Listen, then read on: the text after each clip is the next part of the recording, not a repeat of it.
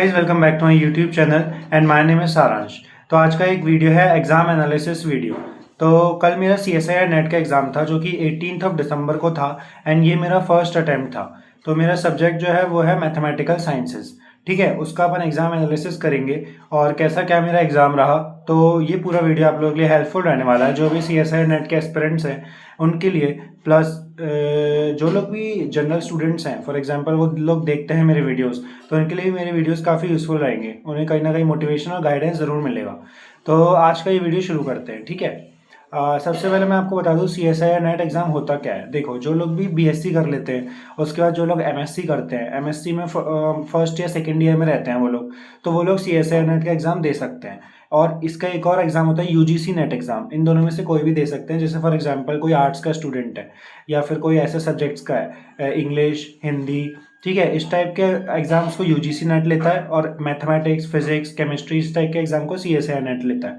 तो इस टाइप से रहता है। तो CSIR नेट एग्जाम होता क्या है, आप लोग समझ गए होंगे। मतलब इससे क्या रहता है ना, जैसे PhD करना हो अच्छे अच्छे कॉलेजों से, तो उसकी एंट्रेंस एग्जाम रहती है ये। अगर ये क्रैक कर लिया तो PhD आप अच्छे कॉलेज से कर सकते हैं।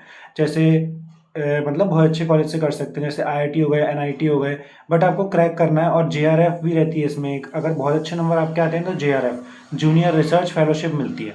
तो ये सब था एग्ज़ाम के बारे में था, आप लोग गूगल से भी जानकारी ले सकते हैं। अब मैं बताता हूँ मेरा एग्ज़ाम एनालिसिस। तो मेरा भैया फर्स्ट अटैम्प्ट था। मेरा देखो BSc हो गया है, B.Ed हो गया है और MSc मेरी फर्स्ट ईयर चल रही है अभी। तो मैंने जस्ट भर दिया था। मेरे को ये, जैसे मैंने IIT JAM का भरा था, याद है, 1 मंथ की प्रिपरेशन से मेरी ऑल इंडिया रैंक 464 आ गई थी। कुछ मेरे लक साथ दे गया था और कुछ मेरी मेहनत थी। तो ऐसे ही अब CSIR नेट का भी मैं देने चले गया।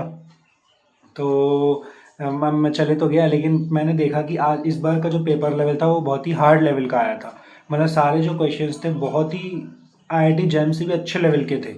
और जैसे GP सर करके हैं, GP सर बहुत अच्छा पढ़ाते हैं, ठीक है। उनने भी अपना जो पेपर एनालिसिस में बनाया, उनने भी बताया कि paper one of the hardest paper था 2025 का दिसंबर वाला, मतलब ये वाला जो मैं दे के आया हूँ। तो इसमें क्या हुआ ना, इसमें प्लस पॉइंट हुआ एक तरह से। पूछो कैसे, जैसे फॉर एग्जांपल अब मैं दे के आया तो मैं थोड़ा कम पढ़ के गया था, मतलब इतना ज़्यादा अच्छे से नहीं पढ़ा था मैंने। मेरे कॉन्सेप्ट क्लियर थे थोड़े थोड़े, बट नॉट, मतलब बहुत डीप में नहीं थे मेरे कॉन्सेप्ट। अब जो लोग बच्चे बहुत सालों से पढ़ रहे हैं, मतलब बहुत महीनों से पढ़ रहे हैं इस एग्ज़ाम के लिए, और जैसे मैं गया तो हम लोगों का बराबर ही हो गया। क्यों? क्योंकि उधर जाके पता चला कि paper was on next level, paper बहुत ही हार्ड लेवल का था।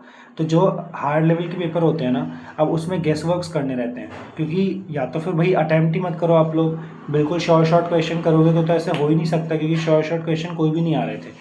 सब कुछ ना कुछ घुमा फिरा के बड़े बड़े, जैसे लीनियर अलजेब्रा हो गया, है ना, मैट्रिसेस हो गए, और कन्वर्जेंट डाइवर्जेंट सीरीज हो गई, इस टाइप के कॉन्सेप्ट पे भी काफ़ी अच्छे क्वेश्चंस थे, मतलब हाई लेवल के।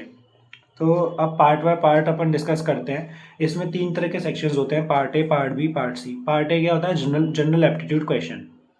इसमें क्या आता है, इसमें रीजनिंग, क्वांट्स, इस टाइप के क्वेश्चंस आते हैं, और कुछ अच्छे हाई लेवल के, मतलब जो आपकी IQ टेस्ट करते हैं।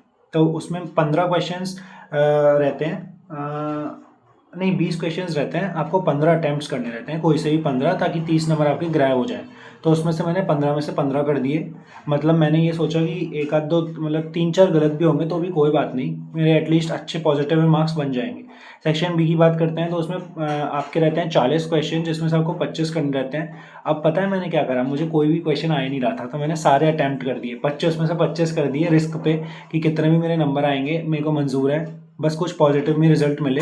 जैसे आप खुद सोचो, 25 में से +3 थे पॉजिटिव के लिए, -0.75 थे नेगेटिव के लिए। तो मैंने वहीं पर सोचा कि 25 में से अगर मेरे 10 भी सही होते हैं तो मुझे 30 नंबर मिलेंगे, और 15 गलत भी होते हैं तो कोई टेंशन नहीं है, क्योंकि 15 इंटू 0.75, 15 से तो कम ही आएगा। तो कुछ ना कुछ गेन ही कर रहे हैं अपन, पॉजिटिव में ही नंबर जा रहे हैं अपने।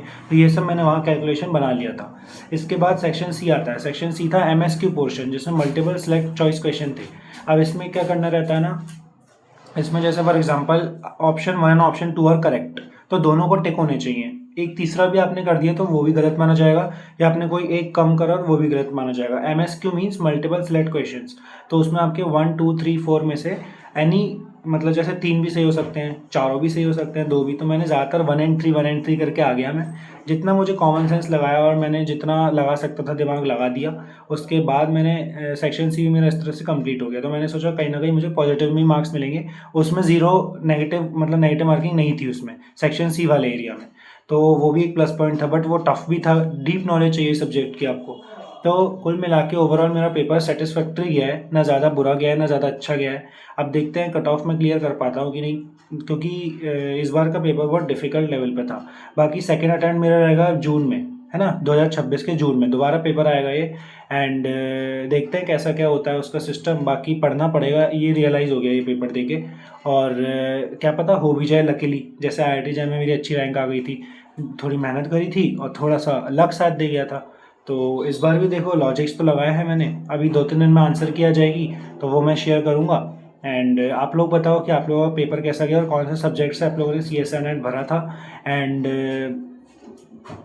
मैथमेटिक्स से अगर भरा था तो आपके कितने ओवरऑल पेपर में अटैम्प्ट्स रहे हैं। Thanks for watching this video and subscribe my channel, क्योंकि मेरा चैनल आप लोगों के लिए बहुत यूज़फुल रहने वाला है हर फील्ड में। ठीक है, जो भी स्टूडेंट्स हैं, जिन लोगों को भी गाइडेंस चाहिए, वो सब मैं प्रोवाइड करता हूँ। और जो लोग भी गवर्नमेंट एग्जाम्स की तैयारी करते हैं, ठीक है, उनके लिए काफ़ी यूज़फुल चैनल है। Thanks for watching this video and subscribe my channel. Bye bye.